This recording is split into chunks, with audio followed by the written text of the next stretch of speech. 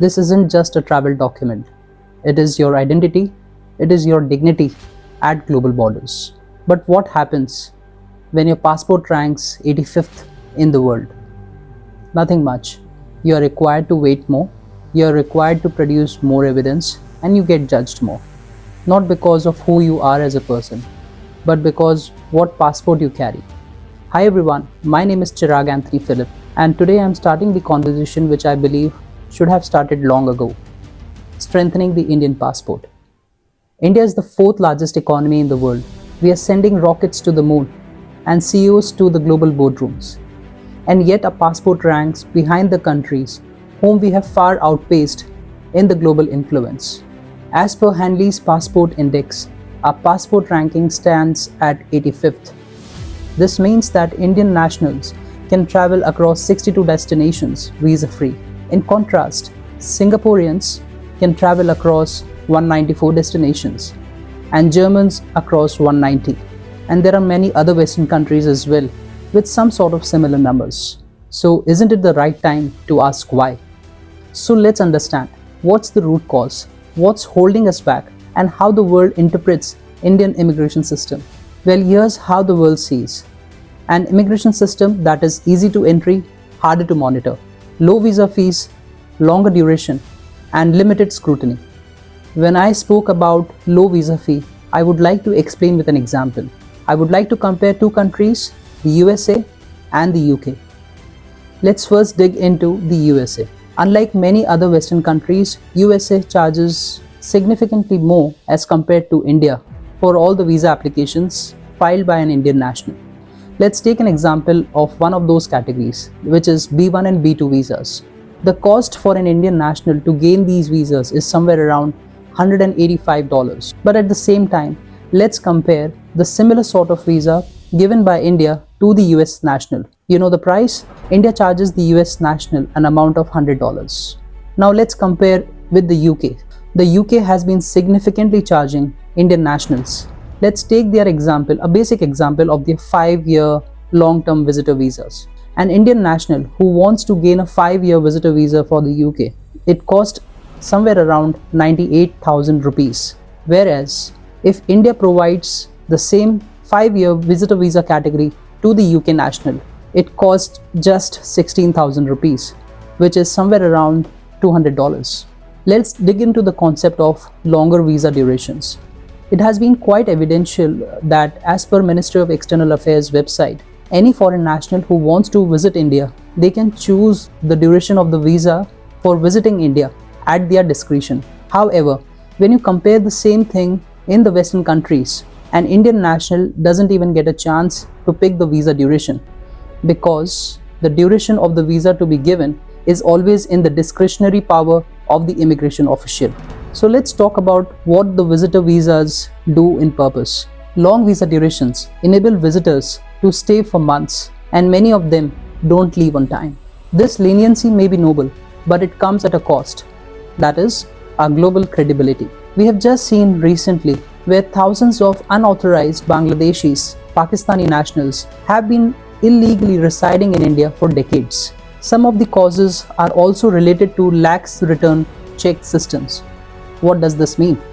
Simply put, it means that India needs to have a universal exit tracking system, unlike the states where they have entry-exit tracking and the UK where they have e-borders. Many overstayers don't leave unless and until there has been a police complaint filed for them or a visa violation report has been made.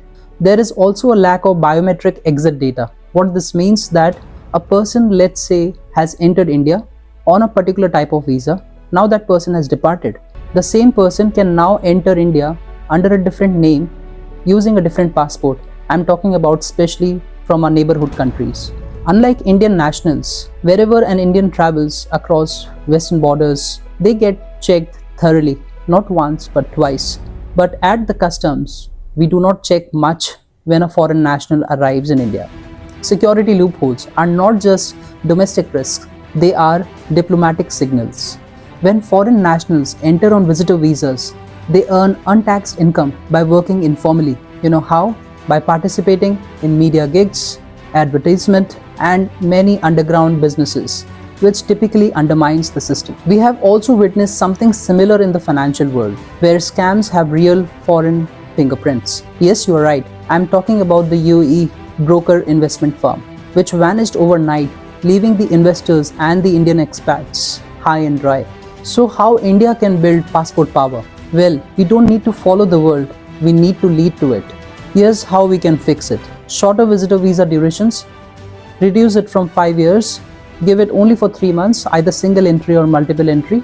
Two-tier visa fee system, just how the West treats Indian nationals. Proof of return tickets, proof of funds available. This should be a mandatory objective when an application gets lodged or submitted to the Indian embassy. Character certificates, a global certification of a person's origin and validation. Visa reapplication gaps.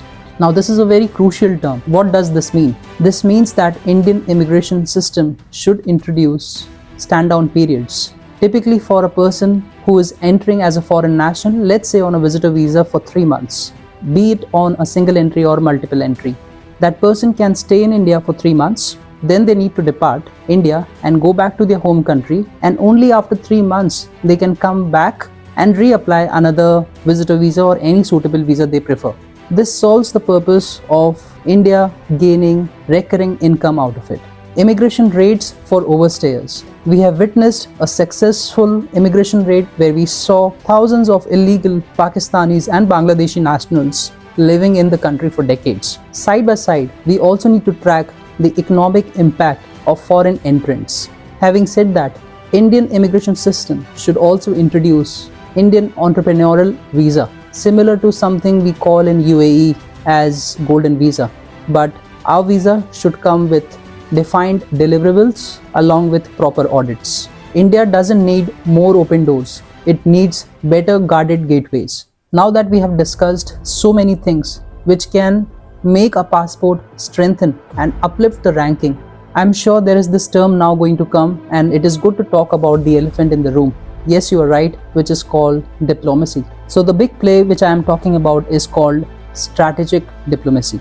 Let's push for reciprocal visa agreements. Let's negotiate mobility with our economic weight. Why should an Indian face a 20-step visa protocol for Europe while some country breeze through an e-visa system for India? We are the voice of the global south. It's time we lead a coalition that demands mobility equity. Your passport is your power. It is how the world treats your people. It is how your youth dreams of it. Let's make it happen. Let's get India the mobility it has earned. It's my humble request to everyone. Let's make this video go viral. Let's ignite national conversations on topics we require the most. Share this video, tag the leaders who can make and bring this change. Use the hashtag Strengthen Indian Passport. Let's take this issue from airport queues to the corridors of power. India deserves better. Let's demand it together. Jai Hind.